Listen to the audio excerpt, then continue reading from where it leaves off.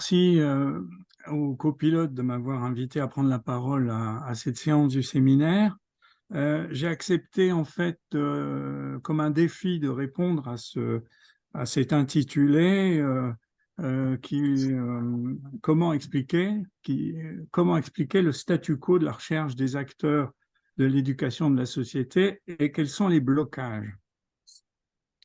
J'ai d'ailleurs écrit une intervention écrite qui permettra de développer les arguments que je vais rapidement évoquer pour ne pas dépasser le temps imparti. Pourquoi c'est un défi? Parce que, en fait, j'ai essayé de voir comment on peut trouver un sens à cette question du fameux statu quo entre ces trois secteurs, la recherche, les professionnels de l'école et la société en général.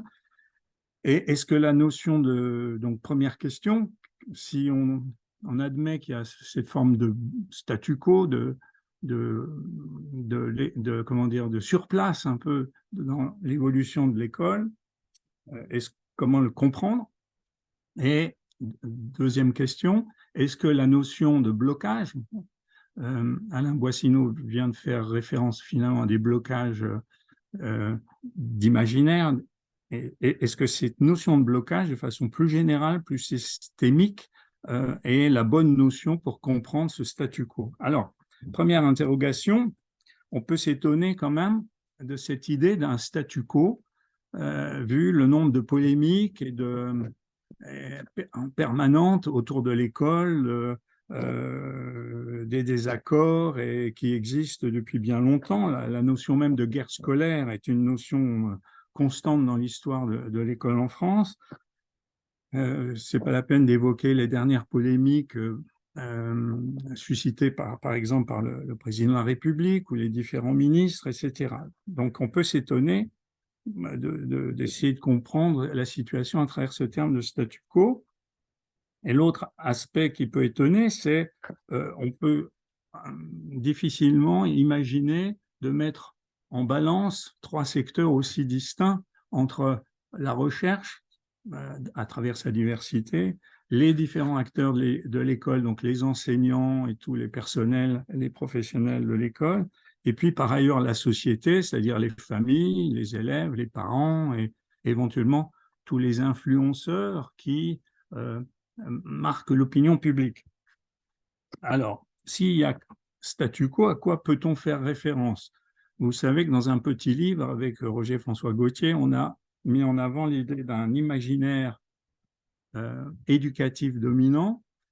En gros, c'est ce qui pourrait désigner la représentation qu'une majorité de Françaises et de Français ont de ce qu'on appelle l'école de la République, et qui sert en quelque sorte une représentation positive et qui sert de ciment à l'adhésion à l'école telle qu'elle est, telle qu'elle fonctionne, avec ses promesses et son sérieux patrimonial, avec ses bons et ses mauvais côtés, tout l'art étant d'éviter les mauvais et de se réserver les bons.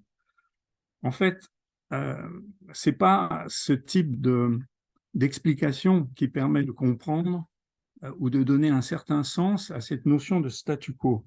Parce qu'on peut difficilement imaginer qu'il y aurait une sorte de communauté de pensée, qu'on pourrait dire citoyenne ou universelle, entre l'ensemble des courants de la recherche en éducation, l'ensemble des professionnels et dans la société en général. Donc en fait, par exemple, si on prend la recherche, on voit bien que c'était très bien évoqué dans la controverse initiale. La docimologie montre, et là je ne vais pas insister, à quel point, au fond, les évaluations des élèves ne sont pas justes au sens d'une équité objective. Mais je ne développe pas cette idée. Au niveau des professionnels de l'école, on voit bien que les alertes de la recherche, on a parlé de la constante macabre de feu André Antibi, par exemple. Au fond, ces alertes n'ont pas permis de modifier considérablement les pratiques évaluatives ou évaluatrices des enseignants depuis des décennies. je n'insiste pas là-dessus. Au contraire, il semble que les injustices dans les classements que les élèves, les classes, les établissements, finalement, n'ont pas l'air de porter atteinte à cette fameuse égalité des chances, qui est un des grands principes de justice du système. On n'a pas l'impression non plus que le fait que ça joue sur le climat scolaire, le stress des élèves et des familles, la mésestime de soi, le décrochage, tout ça, on a l'impression que tout ça n'est pas lié à ces pratiques d'évaluation. Et dans la société, la tendance, c'est quand même essentiellement chacun pour soi, puisque ce qui compte, c'est au fond de plus en plus de consommer l'école comme un service gratuit, euh, dans une logique un peu consumériste, avec l'idée que ce qui compte, puisque l'école dit qu'elle veut faire réussir tous les élèves, eh bien, c'est que mon élève, mes enfants, réussissent le mieux et les meilleures notes, les meilleurs classements, les meilleures filières, etc. Et que, au fond, les évaluations, elles sont peu contestées par rapport à leur pertinence, par rapport au savoir acquis réellement par les enfants, mais plutôt, elles sont contestées si elles procurent des désavantages dans la compétition scolaire. Donc, en fait, on voit bien que l'image générale qui ressort de ce statu quo, c'est plutôt des logiques systémiques qui coexistent, chacune dans son silo. Et au fond, on assiste plutôt à une sorte de partage de territoire, de coexistence fonctionnelle entre des territoires, et qui nous éloigne en fait de l'idée, au fond, d'une république, au fond, c'est-à-dire d'un partage de la chose publique. On est plutôt euh, tout à fait dans un autre univers. Alors, est-ce que la notion de blocage permet de comprendre en fait ce qui se passe?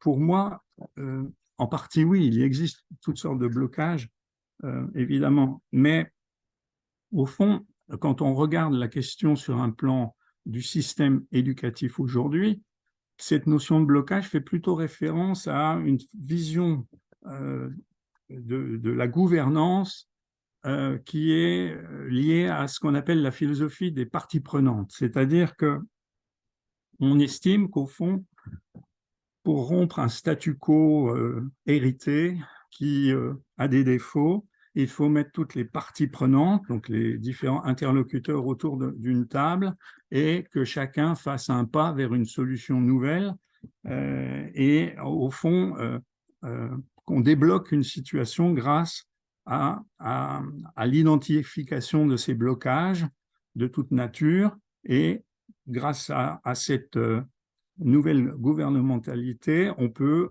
dépasser une situation. Voilà. Et au fond, cette philosophie des parties prenantes laisse entendre que tout le monde est un peu sur un pied d'égalité. Et à mon sens, on minore le fait, sais-tu, que le pouvoir exécutif, la pyramide hiérarchique, sous son commandement, détiennent en fait une responsabilité, un pouvoir d'impulsion infiniment supérieur, par exemple à ceux des chercheurs ou des professionnels de l'école, notamment grâce à tous les leviers législatifs, réglementaires dont ils disposent et au choix des dotations budgétaires qu'ils peuvent seuls effectuer. Donc en fait, pour moi, la notion qui expliquerait plutôt pourquoi coexistent ces différentes logiques et que finalement elles ne fonctionnent pas ensemble, c'est plutôt la notion de piège. En effet, un blocage, donc si on y revient, c'est un acte volontaire, au fond, qui exprime une intention à l'égard d'une réalité. Et intention qu'une négociation peut permettre de lever en faisant évoluer justement en faisant réviser les intentions des uns et des autres. Un piège, c'est tout à fait autre chose. C'est une privation de liberté d'action, c'est un empêchement à faire différemment ce qui est exigé ou ce qui est déjà implanté. C'est un empêchement à sortir des consignes impératives et des habitudes installées. C'est pourquoi les pièges qui emprisonnent les acteurs, au fond, consciemment ou inconsciemment, constituent des déterminants très puissants et qu'ils ne peuvent en fait être levés qu'en changeant foncièrement le cadre d'action. Alors, je vais prendre quelques exemples dans chacun des trois secteurs. Si on regarde la recherche, un des biais du système actuel, alors de la recherche en général, c'est très caricatural ce que je vais dire, mais est trop rapide, mais le système de légitimation scientifique, académique, n'intègre pas l'innovation sociale. En fait, si on prend l'exemple, un didacticien ou une linguiste, un mathématicien, un historien qui veut publier des méthodes d'enseignement et des méthodes d'évaluation des élèves liées à ces contenus en s'associant avec des enseignants de terrain expérimentateurs, il ne pourra pas faire état de son travail dans son cadre académique parce que ce n'est pas reconnu et c'est même à la limite disqualificatif, ça peut même donner lieu à une suspicion de conflit d'intérêts, etc.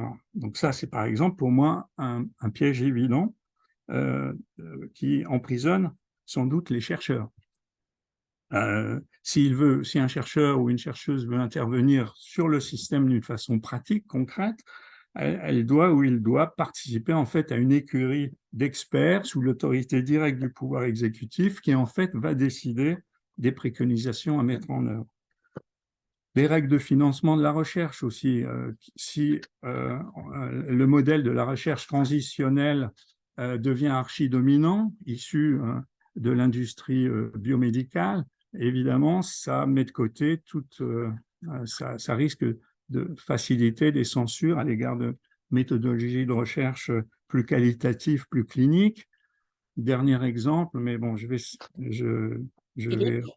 essayer de respecter le temps, donc je passe. Les professionnels de l'école, les notes, tout ce qui a été décrit dans la controverse, c'est une obligation de service, un carcan administratif. C'est clair qu'un professeur qui ne donne pas de notes ou pas suffisamment va être soupçonné de ne pas faire son travail par l'administration, par les familles, etc. Donc, il faut vraiment être dans certaines marges ultra-minoritaires pour s'échapper de ce piège.